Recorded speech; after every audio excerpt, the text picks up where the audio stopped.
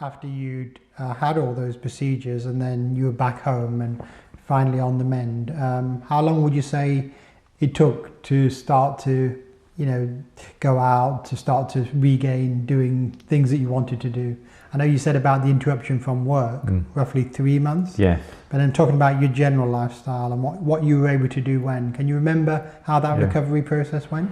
Yeah, I mean that's one of the things that's difficult when you come home and if you can't eat.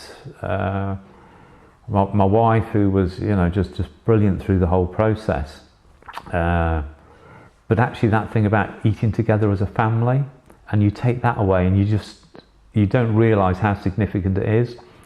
So I think eating for my wife and daughter became a problem. I think clearly they felt uncomfortable. What I did was I actually then took charge of the cooking. So I thought, if I can't eat it, at least I can cook it.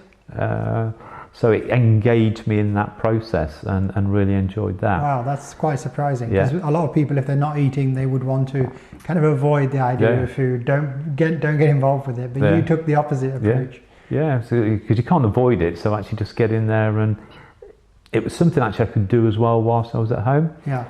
The other thing, I was a keen swimmer. And so the dietitian helped me out with some special like giant plasters that went over the peg that meant I could get back swimming sort of 1 day a week. Well, every other day I swam, and then I went to the golf range. I played golf when I was a lot younger, so I bought a couple of clubs and went sort of just swinging to get the exercise back in the arm. So it sounds to me like you took up these activities almost like to do your own rehabilitation.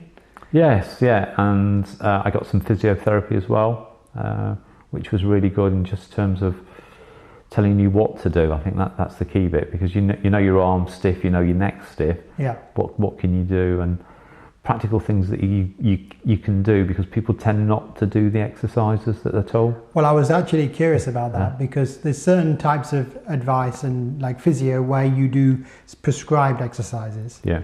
But then there's another form which is much more participation in things. And sometimes participation in an event or a sport, you get, kind of sucked up in it, and before you know it, you're doing more than you realised. Yeah, so going swimming was good because there's the social aspect again of it, and going to the driving range, you saw the same people there and you got chatting, and it just gave you something to do during the day whilst you were off.